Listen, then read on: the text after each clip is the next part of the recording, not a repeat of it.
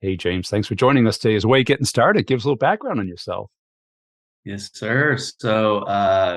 Born and raised in Los Angeles, California. Found my way to Utah by chance and lived in Utah for the past 13 years. I call them 13 winters. I count them in winters because they're so cold. Married with 5 kids, Oh boy. 2 pit bulls, and we're just loving life. Been in software sales for about 14 years now, and worked at startup companies that have succeeded, and I've helped grow sales channels, some that have failed, worked at mid-sized companies, and some of the bigs out there. So the whole gamut. Well, with 5 kids, I don't have to ask your why. Yeah, exactly. You Exactly. don't know. You know every day. Yes, sir. And what got you into software or sales in general? Yeah, so sales has always kind of been a knack. Even in Los Angeles, different type of sales. I was aligned to, selling tickets to high-end concierge hoteleries in and around the Los Angeles area for concert sports plays whenever they'd have a house guest come in. So that was kind of the early days, relationship building and hustle, if you will. Yeah. And then coming to Utah, I actually decided, I'm going to study international finance. And quickly I realized that I didn't love finance. International. All the And glamour.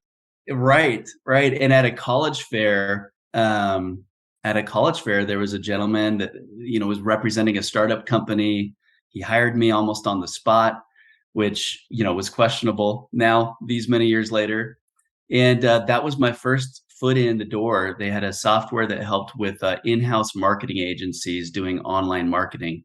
And that was my foot in the door 14 years ago. And one thing has led to the other, and it's just been a tremendous career uh, for for me, and been able to uh, do so many wonderful things as a family financially because it's unlocked so many of those financial doors for us. Sure.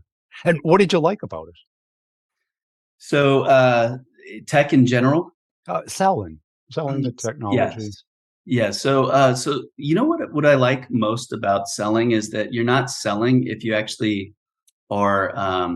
We get this kind of negative stigma sometimes for Yeah. people that are outsiders looking in. Sales reps. Some of them are, somewhat could have some questionable practices in order to close a deal, which gives a black eye to, some of the other folks in the profession that have some high integrity. And the one thing that I love about sales is that I love people. Everybody has a story. And the more you understand their story, the more they want to talk to you and let you in. And the more they tell you their problems and their challenges in their personal life and in their home and in their work life. And when you find out what those challenges are, you kind of see what your product or service could do to supplement that or help them. And that's when you get that aha moment where it's not sales, the deals close by themselves, Yeah. and the W-2 gets filled up and the President's Club gets filled up if you're really thinking about serving other people and their needs. And did somebody teach you that, or was it something you developed on your own? Was it innate? A little of all of the above. So fundamentally, the golden rule, do unto others as you'd have them do unto you, is the practice that I subscribe to. And so just by nature of that, and like from situationally growing up in the situations and places that I grew up, I think it exposed me to a lot of things that made me realize that empathy is really important, and it makes me more empathetic towards certain other people's situations. And so I think my situation or my environment helps me gravitate towards that. My sister's deaf and blind in one eye, and she's just tremendous. She's an incredible individual. She's achieved so many great successes in her life as an international elite gymnast. I know this interview isn't about her. She Oh, was wait a on second. She's joining us. Yeah, right. Yeah, right. She was on UCLA's gymnastics team and won a national championship. All the doctors said she couldn't do it, all these different things. I bring that up because, seeing her situation makes me not complain about all of the faculties that I have and I was born with and all these different things. But also body language, I speak sign language because just growing up, we did it in the home. And in sales, I believe that that is a innate gift. We're taught to read people's pauses and, gasps and all of those different things. And I think through living with someone who body language is everything of how they communicate, it's transitioned over into me being able to understand when to wait, when to not talk, and so that helps with the empathy and kind of getting into what's really going on in someone's life, portion of that. Well, it's certainly a unique case because it's rare, you know, Sure. but it forces you to listen. It does. It does. It really does. So listening's really huge. Uh, the other component you asked, was I taught these things? And the answer is absolutely. I've had mentors in my career that I watch like a hawk, and I see how they interact with other folks, and I hear the questions they're asking to open up dialogue. And I don't think that came always natural. I think that it's through a lot of years of being in the trenches and getting the experience of understanding if I ask it this way, someone's going to respond this way, and it's going to, fight or flight's going to kick in. So yeah, mentorship has been a wonderful thing that I've had some good mentors in my career that have taught me some important things. And how did you pick them? Were they like the top rep? Were they the people in the desk next to you? Were they having the success that you wanted? Good question. Good question. So I'm a student of the game, I would say. And I think everyone in their own light, their own profession, I think of, Michael Jordan, Kobe Bryant, these people were watching film. They're in the gym longer and, than anyone else. And a lot of people know their stats, the stats of all these greats out there, but they don't know their own stats in their own profession, which Yeah. always baffled me. And so, you know, going and looking for the people that were top on the totem pole and asking them questions, what are the best practices is always part of my game, even today. Um, but aligning to folks that are actually have like positive influence in the company and also on revenue has been something that I've gravitated towards. Um, and you know, it's sure you pick your mentor, but they have to pick you too, you know? If you want them to spend time with you. Correct. Yeah, because Correct. you can just observe people, You can. You absolutely can. right? You You absolutely can. And in fact, I do plenty of that. I observe you and I watch your smart. posts on LinkedIn. And you have all the right elements that make it, that draw people in. You've got the comic relief, you've got the real nuggets of wisdom, you've got the inspiration, you've got all of the things that keep us baited. And having you as a mentor, you don't even know that you're my mentor, you know? So Well, you're absolutely right. I like that mindset of student of the game because I think too many people in sales get a little bit of success and they think they've arrived and don't need to practice, don't need to study, don't need to think, don't need to plan, don't need to review because they're Sure. already great. Now, Sure. does that work in any other profession, any other sport, any other activity that's a No, sir. performance? Not at all, not at all. No, And I've actually, ego gets involved sometimes when of you have a course. great year. That is what's in the way because your subconscious is going, look at that W-2. For sure. Exactly. We're gold. Why do you want to practice? 100%. And you kinda sit on your laurels a little bit. I've been there. I've Yeah. been there. And, again, experience and, is one of the best teachers, I think, and all of a sudden your pipeline dips and now you're chasing everybody else. And, you're not as planned and prepped, things don't go as well as they were, your luck all of a sudden changes. It's funny how your luck changes, and really you realize that Right. your luck is all based on the amount of preparation and work and time that you're actually putting into your craft. That's it. And what have you seen that really differentiates those reps that you view as mentors versus the good reps? You know, the ones that make their number, they go to club, but they're not blowing it out. Sure. So I think there's a couple of components, and from a rep perspective, I think it would be the same. In leadership now, I did the transition, into leadership, and that was an interesting journey. That's a whole nother separate interview, I'm sure. But like seeing it through both lenses, I think it's the same thing. I would say it's the same thing. The good are those that look at their number and they say, okay, that's my number. That's what I'm getting at, kind of a thing. But they generally, a lot of times, you run the risk of being a 90 percenter, you know, Yeah. and those that are the great, like table stakes is your number, your quota. That's like going to happen.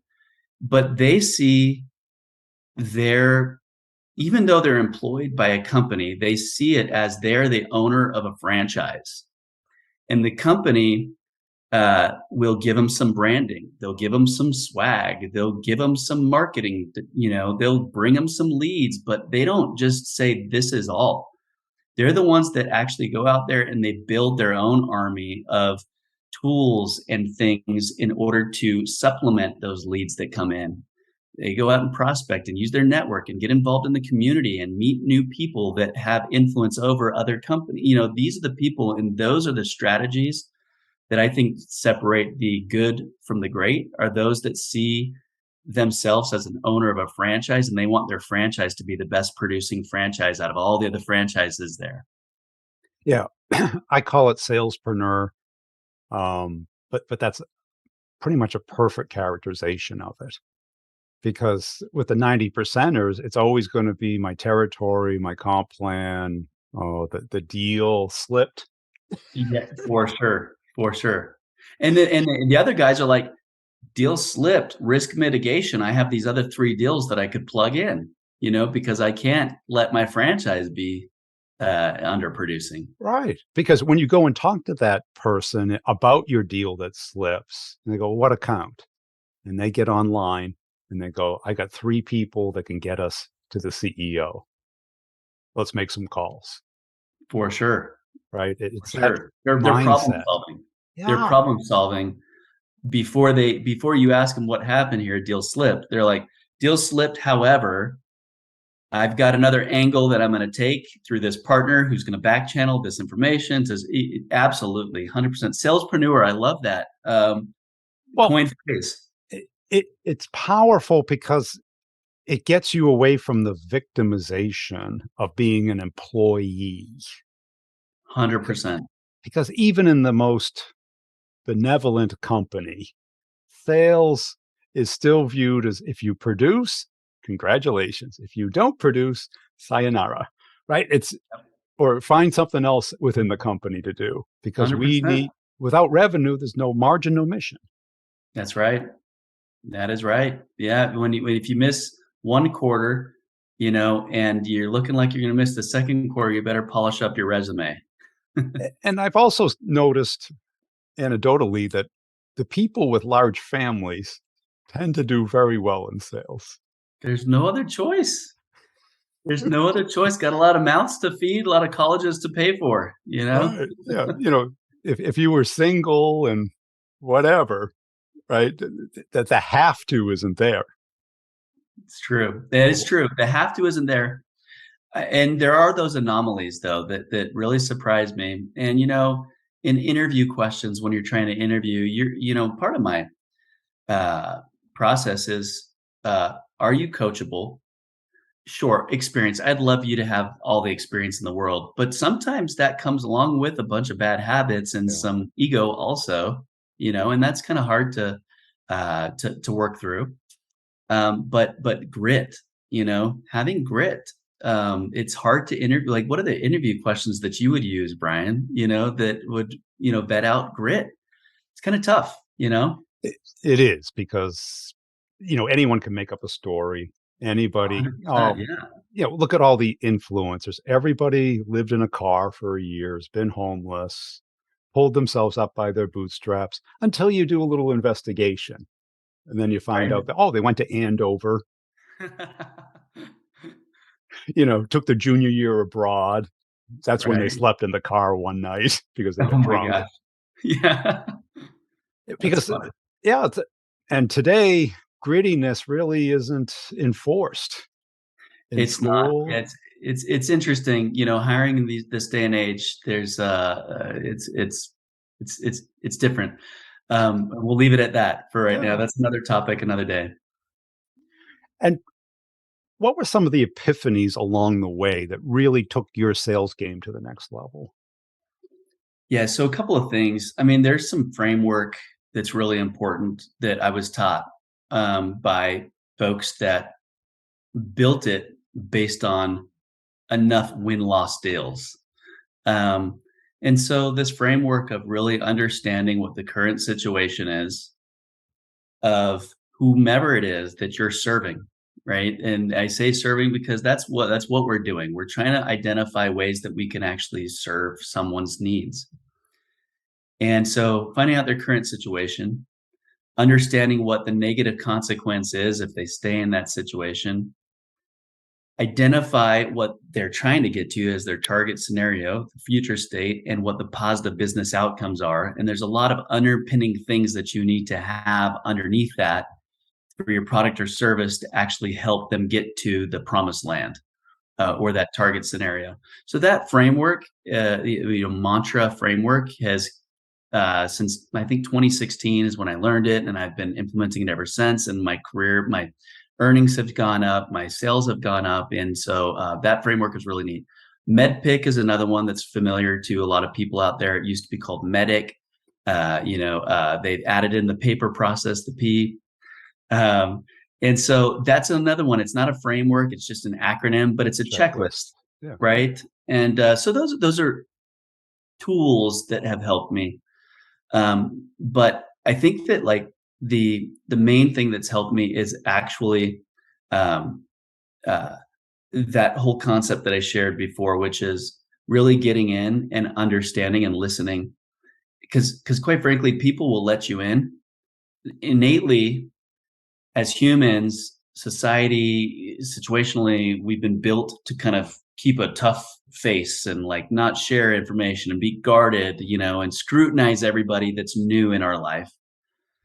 The minute that you can get past that is the minute that you can start actually solving problems and understanding what people need. And so for me, that's been the game. That's the game. How do I get in? Yeah. How do I let them know that I'm a human and they're a human and we're just trying to, figure some things out together. You help me, I help you, and so on and so forth. And I think that paradigm shift for me happened, probably about 10 years ago. And again, sales is hard. Sales is a challenging industry, to say the least, but it's more enjoyable when you figure some things out there. Well, you nailed it early on when you said everyone has a story. And you also nailed it. Everyone loves to talk about themselves. I do. I do too. Listen to me. I just keep Of babbling. course you do. It's innate. That is innate in It is. everyone. And Sure. if you can just tickle it out and build up enough rapport so that they can open up, that's where the magic happens. I couldn't Because agree more. right, because selling future state and everything, that's what the company wants and maybe some of the people want. Yeah. But people are also infinitely capable of rationalizing why the obvious best solution is the dumbest and will destroy the company because they don't want change.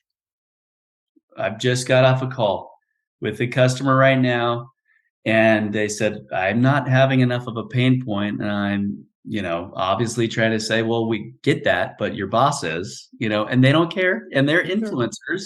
Yeah. And so you're absolutely right. To your point, um, uh, people buy from people. I know that sounds cliche, but that rapport and that relationship that you build up, even if your product is way more expensive than someone else's, and maybe not even the best on the market, if you have rapport built up, they trust you and they will go the journey with you. Right, because trust is the bandwidth of communication. No trust, it's like a string with, 2 cups on the end, right? Huh? Right? Once you have trust, then it's just smiling and nodding. It's like it's built in, they believe you. That's pretty profound, actually. It's so basic, but that's a concept that I don't think that we talk about enough. No, we don't because we're focused on our needs, and it blinds us from other people's needs. Like, you're growing up with your sister forced you to learn how to communicate her way, Very true. Very and true. I mean, I just got chills when you just said that because it validates how true that is. and and certainly sign language, no one can move their hands probably as fast as people can think and speak. It's just the physics of it. Hmm. Hmm. So it requires, okay, what does she mean by that? And I'm sure with sign language, the sign has a meaning, but the interpretation of the meaning can be different. Expectation. That's the other thing is like when I say something, are you really listening? And do you, in sales, we have this all the time. So great analogy to pull that back to. Thanks for bringing that up. But when you ask a question and someone says something, do you really understand it? Or do you understand it the way that you want to understand it? Right. The drill down, the different levels of black belt uh, discovery, right? You got surface level, the what's going on, not the how or the why, but if you just stay at the surface level, you're not really solving the right problems, maybe. No, no, because naturally salespeople, we're at the logical level. Our Hmm. product does this, and it's better than these other products, and it makes obvious sense that your future state will be better, but you're not moving, and there's a reason there. And it's our job to dig into that. It's not their job to explain it to us because they're going to say, no budget. We get too many other priorities. We're going to build it ourselves.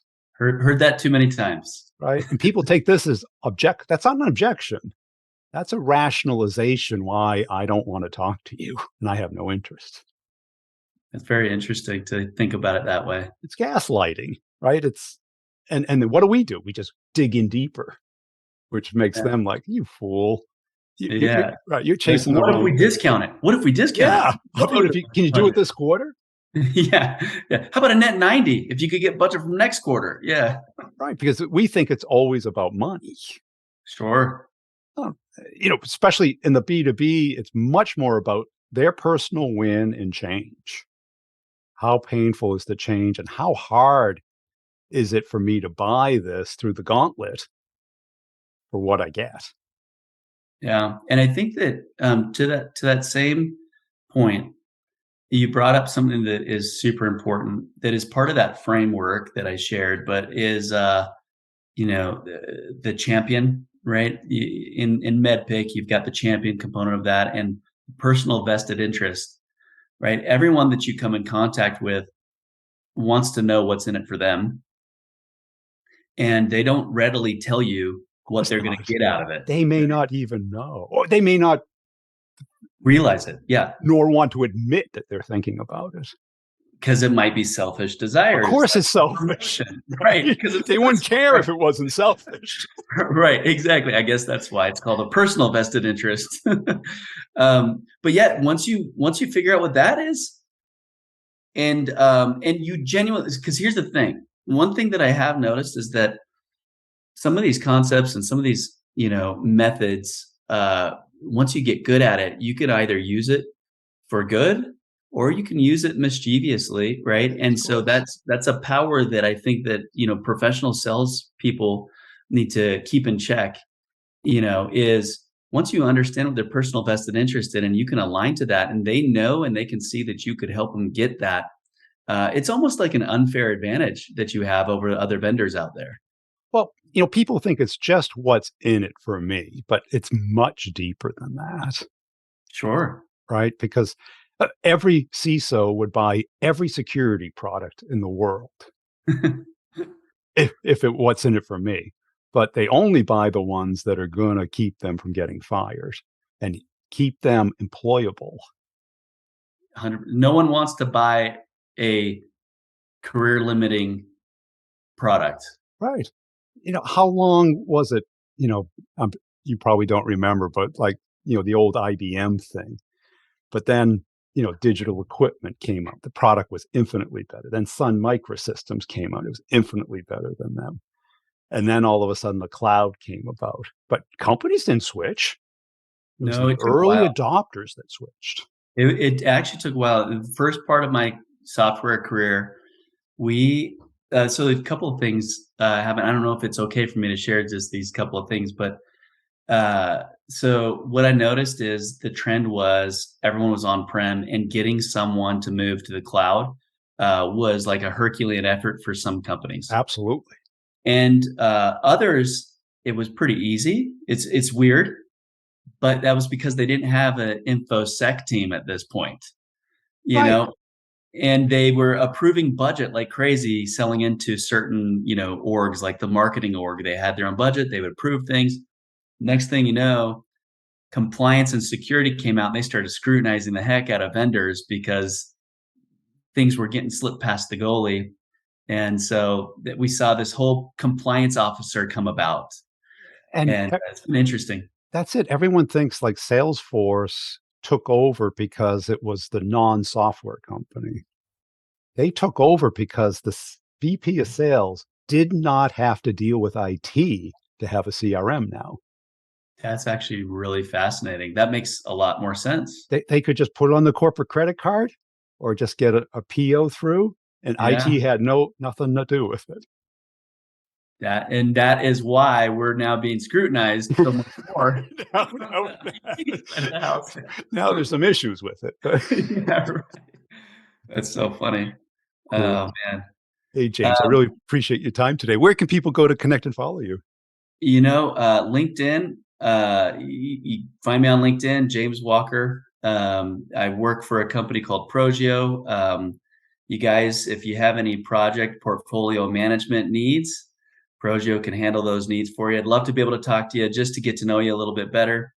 Fact of the matter is, we're all in the same pot. We're all trying to focus on what's important to us, and if we can bond together, we can go the distance and go a lot further. So look forward to hearing back from any of you on some of the things that you learned today.